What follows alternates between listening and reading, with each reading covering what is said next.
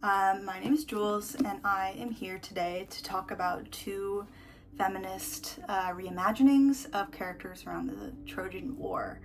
Clytemnestra by Constanza Casati and Elektra by Jennifer Saint. So in this video, I'm going to go over the general premise for the two books, why I'm comparing them, and a little bit about what I liked and disliked about each of the novels. So, to start off with, just because I read this one first, this is Clytemnestra by Constanza Casati, which was published in 2023 and is a novel centered around Clytemnestra, who, if you don't know, is or was the wife of Agamemnon, Agamemnon being the leader of the Greeks in the Trojan War. It's a feminist reimagining in that it's centered around Clytemnestra, going from her late adolescence, I think from when she was 15 or 16 years old, through her adulthood and marriage with Agamemnon, as well as having children with him. Clytemnestra is an in-depth character study of Clytemnestra as the main protagonist, and is written in third person, but really with a focus on Clytemnestra and her story. It's less focused on the Trojan War and the events. It kind of is assuming that the reader knows the general events of the Trojan War, with mentions of them. Elektra by Jennifer Saint is a little bit different. It is named after Elektra, who is Clytemnestra's second child, the second daughter. But really the book is from three perspectives. It's from Clytemnestra, Elektra, again, her daughter, and then Cassandra, who's one of the princesses of Troy. So the events in Elektra happen immediately before, during, and after the Trojan War, again with three different POVs. In terms of a comparison of the Trojan War in these two books, Clytemnestra really just assumes the reader has some knowledge of the general events of the Trojan War, and there are quite a few time jumps, skipping over that main 10-year period where Agamemnon is gone. There's some events that happen at the very beginning of the Trojan War, at the very end, to kind of transition back into Agamemnon coming back to Mycenae, the land in Greece where he and Clytemnestra reign. But the Trojan War is really not a focus of this book at all. Again, it's focused on Clytemnestra and her story. In Elektra, the Trojan War is a lot more of a focus. There aren't significant time jumps, and again, because Cassandra is a main POV in this, and she's a princess of Troy, there's a lot more on what happened during the war and a lot more from the Trojan perspective. So you'll see events about the Trojan War, and also a little bit more on Trojan history rather than just the Greek side. And in Clytemnestra, it's all about the Greeks. There's really nothing in terms of insight from Troy. I chose to read these two books in close succession because I was reading Clytemnestra for my book club. I had bought this book last December 2024, and it's now November 2025. Because it was on sale at Browser Books in SF, and I love a feminist retelling, or a really reimagining of Greek myths, and I didn't know much about Clytemnestra. I knew about Agamemnon and the Trojan War. Of course, I had to read the Iliad in school, and I really have loved Gareth Hines' graphic novel Iliad recently. So when I kind of learned about how Clytemnestra is related to the Trojan War and Agamemnon, I was curious to learn more about her. So that's why I picked this one up. And we read this for my book club last month, so I finally got to dig into it. And then when I was in Boston visiting a friend, I spotted Elektra. I really just was interested based on the book being named after Elektra, because Elektra is one of the more elusive characters in Clytemnestra, the novel. And she's really mysterious. There isn't a lot of insight into what she thinks as a character throughout her adolescence and a relationship with her mom, especially because she's pretty young when Agamemnon leaves. And it's kind of hinted in this book that Elektra is really upset with her mother for seeking vengeance on her father. There isn't a lot that goes on beyond that. So when I saw that there was a novel focused on Elektra, I was really curious about that. But I will say, although it makes sense that this book is named after Elektra by the end, it really isn't focused primarily on Elektra's story. It's pretty evenly split up between Clytemnestra, Elektra, and Cassandra. So yeah, I decided to pick this one up because I was so curious about Elektra and Clytemnestra, and there wasn't a lot of focus on her.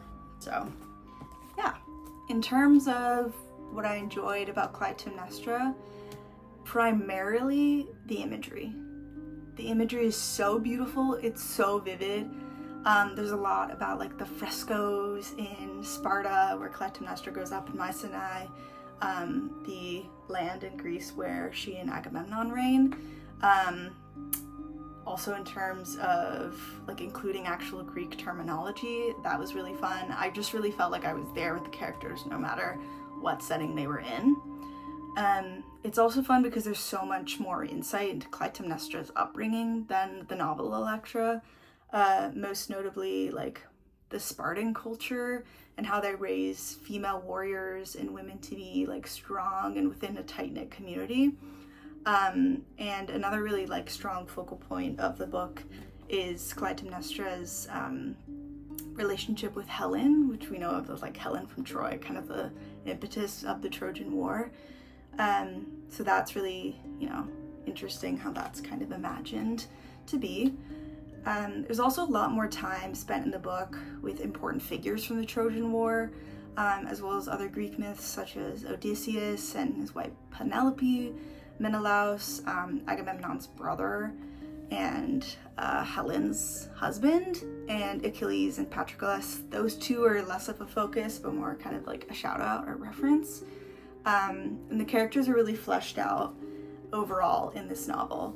I will say it's also almost 500 pages, and again is really focused on like one person and their life, versus Elektra is pretty short. It's not even 300 pages. Also another really cool part of Clytemnestra is her sister, who is gay and is kind of like making alternative life choices throughout the book. I'm not sure like to what extent kind of that's hinted at in Greek myths, because I'd never heard of the character before, but it is kind of like a fun part of the book to learn about and see how Clytemnestra like could have handled that. So yeah, those are all the things I liked about Clytemnestra. In terms of Elektra, like I said, there's a lot more events on the Trojan War itself as well as life in Troy. So that insight I thought was really fun, especially because, in terms of reading the Iliad, there isn't a lot actually on like what it was like within Troy. So I didn't know a lot about that. The Greek gods are also like more present in Elektra. Cassandra is, again, the princess of Troy, and she's actually visited and gifted by Apollo. So that's a really interesting dynamic there and something that is missing from Clytemnestra. There's also a much more nuanced progression of Clytemnestra and Agamemnon's relationship before and after kind of a key event with their daughter. I won't go into like specifics of that in case you want to read it, because although it's like a key part of the Trojan War, it could be a spoiler for the events of these books. And there's also a lot more on the dynamics of Clytemnestra and Elektra's relationship, which is why I wanted to read the novel to begin with. Cassandra's like a great character, so interesting, and adds a lot of depth to the story. So that's the thing I liked about Clytemnestra and Elektra, and then I'll get into the things I disliked. There is a pretty big creative choice towards the beginning of Clytemnestra, the novel, in terms of her having a first marriage, which is really not like kind of consistent throughout different Greek myths, or really different versions of Greek myths. And I won't go into like the events of the first marriage, but essentially they lead to her really immediately like hating Agamemnon and seeking vengeance for him. And so because of that, there really isn't much room throughout the novel to have a nuanced progression of their relationship. Like, it's just hatred from the beginning, it's just contempt from the beginning. And Clytemnestra, all she's focused on is seeking vengeance. So I find that that is pretty hindering to her relationships, to kind of an interesting back and forth with Agamemnon, because all she's seeking is vengeance with him. Another part that I thought was kind of disappointing of Clytemnestra is the lack of the gods' presence. So the gods are pretty much disregarded because of Clytemnestra's dismissal of them in her life. I thought it was a choice from the author to focus this novel more on like a flawed human being like anyone else that Clytemnestra is. But it did feel like there was a missed opportunity, as the myths were kind of a tool in ancient Greece to make sense of tragedy. And there's so much tragedy in this book that at the beginning it's really overwhelming. And I think kind of some inclusion of the gods directly rather than in just reference could have not necessarily alleviated that, but made it a little bit more interesting. I thought the ending of the book was also very rushed. There's a pretty big event that happens, and I wanted a little bit more immediately following it, but it kind of just happened and then we wrapped it up. And that's not the end of Clytemnestra's story, so I wanted to hear more from her and about her then. In terms of what I disliked about Elektra, there wasn't a whole lot. Overall, I really enjoyed Elektra more than Clytemnestra. Like I was saying, I was disappointed with how Clytemnestra ends. With that event in Elektra, there's a lot more following it, and I think that leads to a much more satisfying ending, an interesting dynamic with the characters. Like I said, it's kind of misleading that this book is named after Elektra because there's 3 central characters, not just her, but the book does end with her perspective, so you could make that argument, but we really, I would say, throughout the book, hear a little bit more from Clytemnestra and Cassandra before their ends. I really enjoyed the prose in Elektra. It felt a little bit more similar to Madeline Miller's work, like Song of Achilles, which I've read, and Circe, which I haven't, but is actually referenced here. But in terms of writing style, it feels closer to her prose, and is really beautiful and lyrical, and enjoyable in that way. But the settings are not as vivid. It didn't feel like I was there as much as it felt in Clytemnestra. In terms of ratings, I gave Clytemnestra a 3.25. Overall, I enjoyed it. I enjoyed the depth of getting to know Clytemnestra as a character, and hear from her and learn about her perspectives and relationships. But like I said, that one kind of major creative choice at the beginning of the novel, I felt like really threw off a lot of nuance there could have been with her and Agamemnon, and that, I think, disappointed me a lot. So Elektra, I give 4 stars. I didn't have any major qualms with it. I overall really enjoyed it.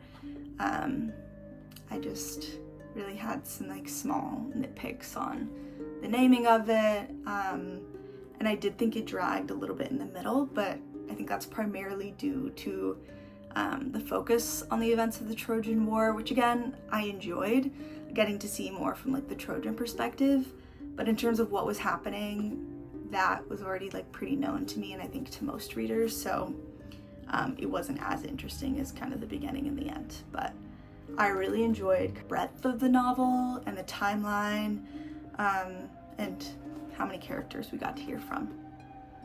So yeah, that is my comparison of Clytemnestra, again a novel published in 2023 by Constanza Casati, and Elektra, which is a novel published in 2022 by Jennifer Saint. If you're interested in feminist reimaginings of Greek myths, specifically around the Trojan War, I think you would enjoy either of these books. But if you're looking for an in-depth kind of narrative focused on one peripheral character of the Trojan War, I think you would really enjoy Clytemnestra. But if you're looking to kind of get a perspective on the Trojan War from the Greek and Trojan perspective, as well as hear from multiple characters, I think Elektra is the way to go. So it really depends on kind of what you're interested in and looking for. That's my video for this week. I've got a couple like focused reviews coming up in the next couple of videos, so look out for those. I'm going to aim to post videos once a week on Mondays, so make sure you subscribe, hit the bell to be notified when I post every week, And if you have any thoughts on my review of Clytemnestra or Elektra, or if you read the book yourself, I'd love to chat about it in the comments. So yeah, don't forget to like and subscribe, and I'll see you next week. See ya.